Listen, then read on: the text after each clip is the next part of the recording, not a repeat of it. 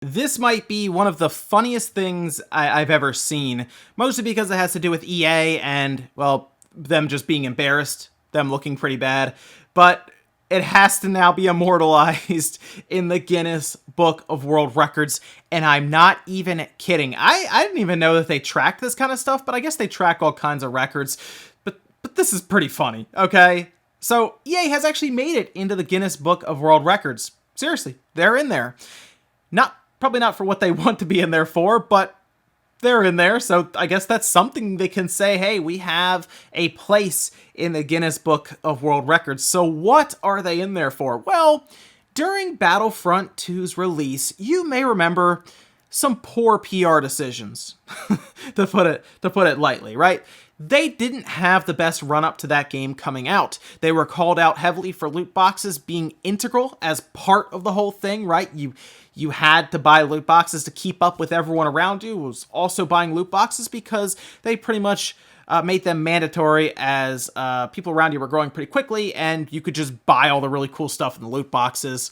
Of course, you had to buy a lot of loot boxes to make sure you got them by chance, but basically tying loot boxes to progression is a big no-no in gaming, and they did that. So, check this out. EA's infamous defense of Battlefront 2's awful grind wins a Guinness World Record. That's right, their Reddit post, their defense of this. It got to the point where it was being mocked in other video games by companies who do microtransactions as well for EXP boosters. Consider that. They felt the need to make fun of EA even, which is insane. So this is an article done by PC Gamer, pointing this out. It was a Reddit user who managed to find this in their Guinness Book of World Records 2020, where they came across a passage describing EA's comment. And this is back in 2017. Some poor community manager at EA waded into the exploding controversy on Reddit surrounding Star Wars Battlefront 2's loot boxes. That's the really interesting thing. It's not necessarily the company itself. There is some community manager out there who is responsible for being in the Guinness Book of World Records, and it's not going to be their name on it. It's going to be EA. It's not going to be Steve over in in PR that's in there. It's EA, which is so funny.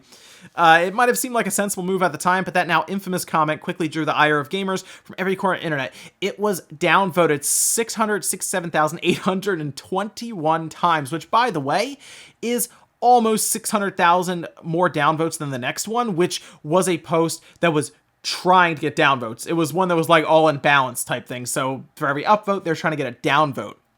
And that amassed like 80,000 downvotes. So consider that. People on Reddit were actively trying to get a post downvoted, and they could not come anywhere near what this one did. So why don't we take a look at that post real quick? The now legendary, now record-breaking post. And that is over on the Star Wars subreddit, as you see here. And it says, seriously, I paid $80 to have Vader locked.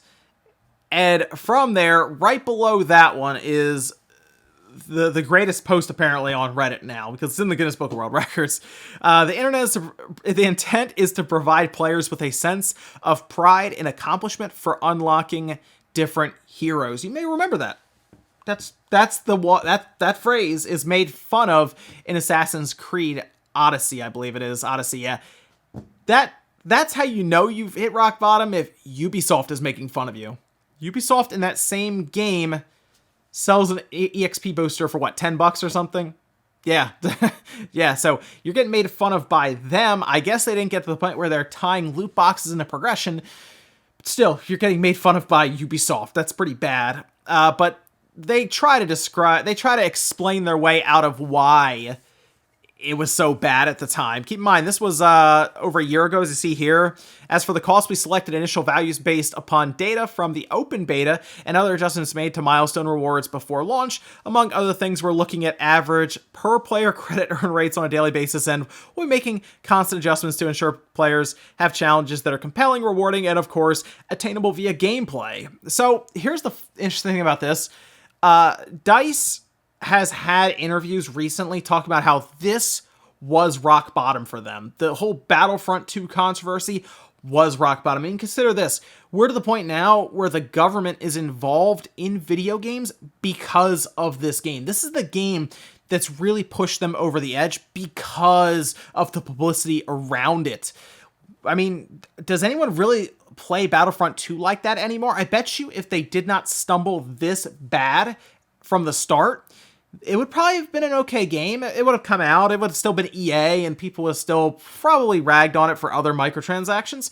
I don't think it would have got to this point, though. And it would probably still be played and talked about quite a bit because it's Star Wars, but it's still just a meme online now. Battlefront 2 is what you do not strive to be when you make a game that is a live service. That is like they pin that up in their office when they're starting, right? It's like just on, like when they have a big whiteboard, it's on the left over here. It's like Battlefront 2, we're not doing that, right? But it's also, I think, pushed the industry away from loot boxes, and EA still does FIFA, don't get me wrong, but they are seemingly terrified of loot boxes now more than ever, and they're going to continue fighting to keep them in FIFA. But I think a lot of their other things, I mean, Need for Speed apparently doesn't have like the speed cards anymore or anything like that. So I think some of their games are being pushed away from loot boxes because of how bad it was here. And they're going to fight for FIFA, by the way, because that makes them like $800 million or something like that per year, which is obscene just to microtransactions. Overall, this was pointed out on Reddit, as you're seeing here. And this was by Amsha, and this is a picture from their Guinness Book of World Record.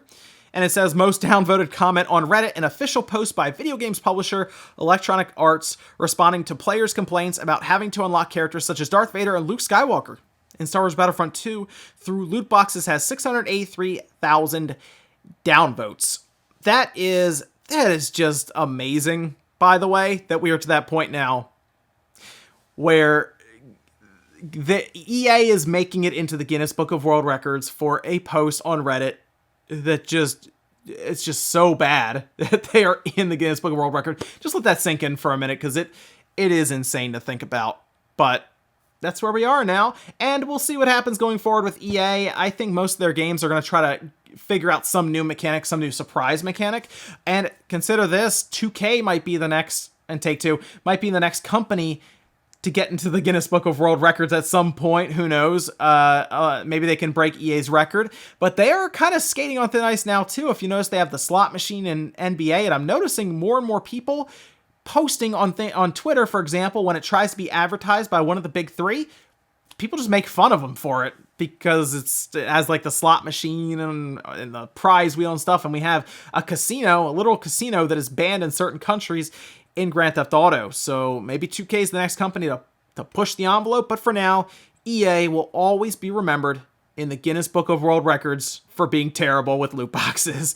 Let me know what you guys think about this, though, down below. I'm very curious if this is, like, it has to be a big-time embarrassing moment for EA, because they are now in something that will be immortalized forever. It's in print. It's in the Guinness Book of World Records. Most people try to get into that on purpose, and EA just accidentally bumbled their way into what is generally a pretty illustrious book to be a part of.